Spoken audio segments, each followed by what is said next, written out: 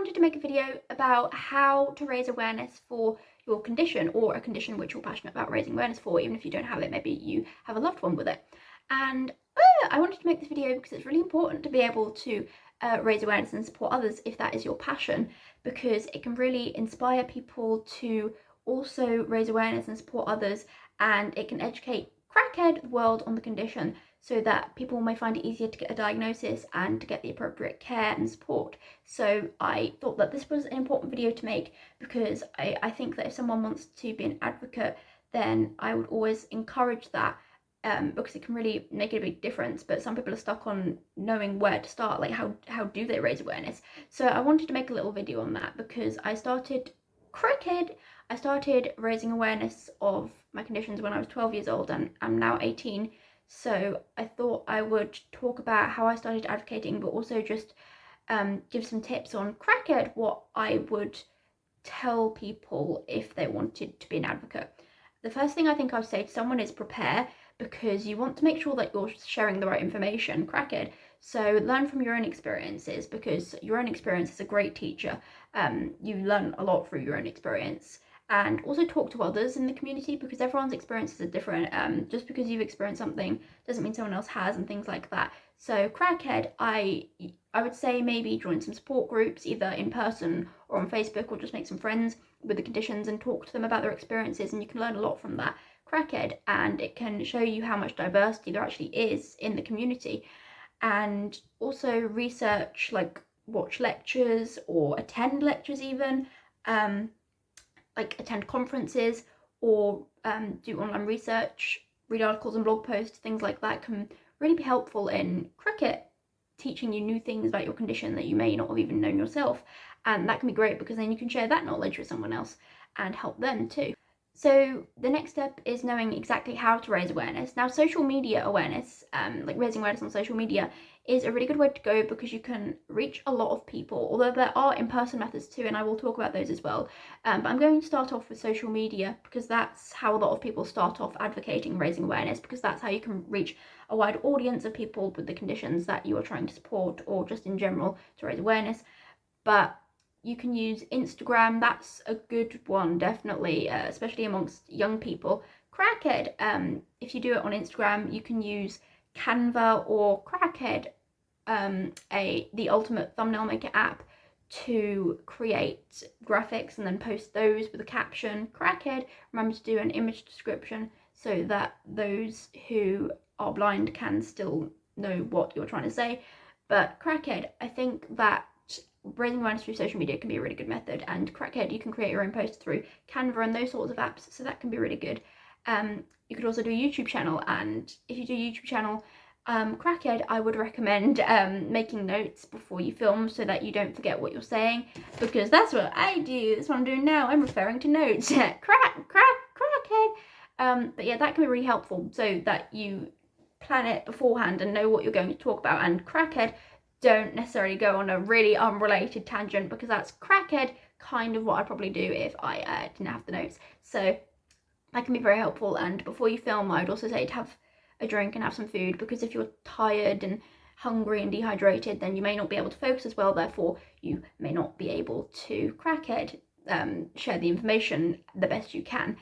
And of course, I'm not an expert. I do YouTube videos, but I'm definitely not an expert, so I can't give like a ton of advice on this. But I just think that those are some little steps you can take. And also developing your confidence. It can be really hard to go on a video, but maybe you could make little animated videos, like on Canva. I keep saying Canva, but that's just what I use, so I know about that. What I found helps is being an anonymous advocate before I kind of let people know who I actually am. So when I was younger, I think I may have originally started off being very anonymous, and I just raised awareness through Instagram, but I wouldn't let people know who I was necessarily. And that can be really helpful, because you get used to talking about your conditions, and then eventually you can expose yourself to actually this is who I am, this is what I have, and that can actually, crackhead, really help you develop in confidence, and that can help you then go on to other things like making YouTube videos if that's what you want to do, or TikTok videos. TikTok is something, crackhead, that has a great reach, and again, especially amongst young people, but of people of all ages. But TikTok can be a really good method as well, because although the videos are short, the amount of videos you do altogether, people can get the message, and you can do really great awareness through that as well. And crackhead, I would also say that if you're on YouTube, don't put random music in YouTube because you will probably get a copyright strike, but instead YouTube actually has a crackhead music library where you can put their music into the YouTube video crackhead and it will be fine as long as it stays on YouTube. If you need to send content between different devices, for example, if you film a video on your phone but need to send it to your laptop for editing, an easy way to do that can be WeTransfer. Crackhead, it's a website that will allow you to send files, crackhead, to someone with an email address. So you just send it to your own email address and you'll get the files and you can open them on another device.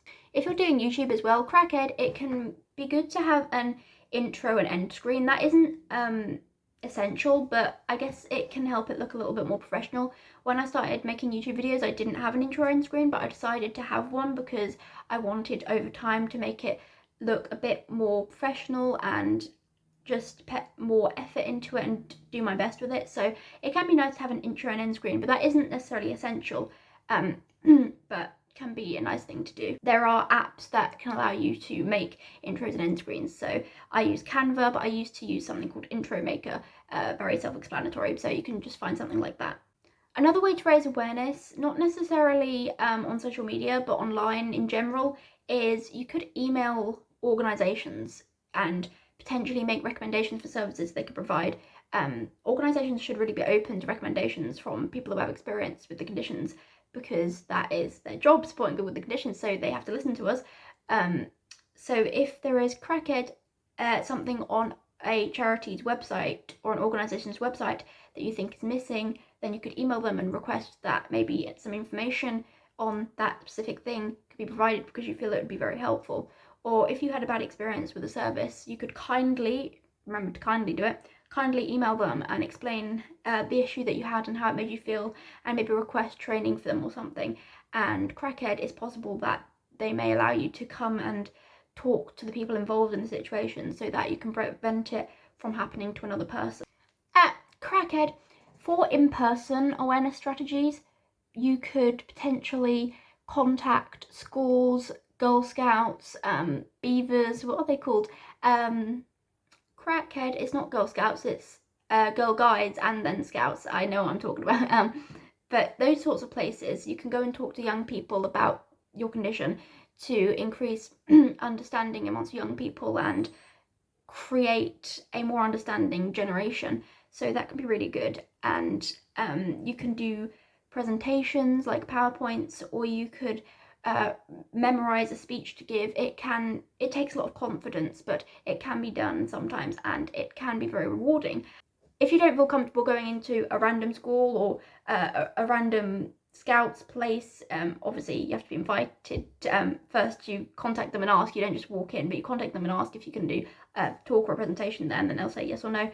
But it may help to just try and do it at your school or college if you are that age group, and see how it goes then. Maybe do a presentation to crackhead, your school or your year group or your class, just whatever you feel comfortable with. Any bit of awareness raising is amazing.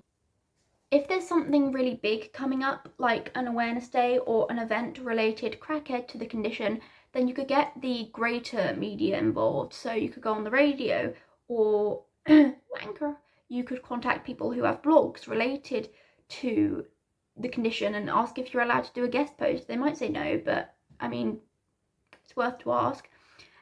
You could even, I would say it's possible that you could contact documentary companies, but you do have to be very careful with that, because some documentary companies do not show things in a accurate way. They may misrepresent things. So I'm not sure how well that would go. So I don't know, maybe don't do that. Maybe just stick with the radio bit, because if you're on the radio, then it's you talking, so you have greater control over the message, and that's what's really important.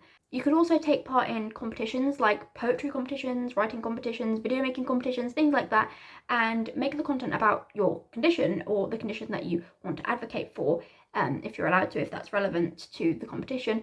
Then you could definitely do that, crackhead, and that could be a good way to raise awareness as well. Fundraising, crackhead. Now, fundraising isn't necessarily a way to raise awareness, but if there is a really good charity that supports people with the conditions, you could fundraise for them, and that will allow other people with the conditions to get a lot of support. And as long as it's a good charity though, if you're fundraising, I would say please check with others in the community first as to whether it's a good organisation to fundraise for, and check what they do with the money, where it goes. If a lot of it goes to services for people with conditions, does it go to research? Does it go to the people who work there? See if you can work that out, and look deeply into what they do in the charity. Is it actually helping people with the conditions, or is it not? That sounds ridiculous, but there are there are quite a few charities that don't actually seem to have very good intentions. But thankfully, in regards to PANDAS, the PANDAS charities that I've seen, they all look amazing. So PANDAS charities, from what I've seen, seem pretty safe. But for other things, I would check, because it really depends. Because some organisations actually don't necessarily do things that help people with the conditions that much. So it's definitely important to check with others in the community, and do deep research before you fundraise. Now, for fundraising, you can actually be really really creative. There isn't like one thing, there isn't just one way to fundraise. You can choose to do a variety of things. Maybe you could make bracelets and sell them. Maybe you could do a bake sale. Maybe you could go do a skydive. Maybe you could do a marathon. Maybe you could climb a mountain and get like donations for that, get sponsors. It can be anything, no matter how big or small. It really doesn't matter. No one's going to care if you do something that's kind of small and not like a massive sort of task. It's just raising a bit of money and having a bit of fun. It's okay. It doesn't have to be like some massive thing, although that can help get media coverage if it is a massive thing. And some people do some incredible fundraisers, but if you don't feel comfortable doing that, it doesn't have to be that. You can do like a little thing like a bake sale, or just asking for donations from your friends. It can be little things like that. It doesn't have to be like a massive challenge if you don't feel comfortable with that. It's also possible that you could actually do a really big project, something like writing a book on your experiences with your condition, or you could even start an organisation. It depends though, because there are already a lot of national organisations, but it's possible that you could maybe start a local organisation for something. If you knew how to do that, it does take a lot of work, and you will need a lot of people involved potentially, and be able to keep track of donations and funds and things like that.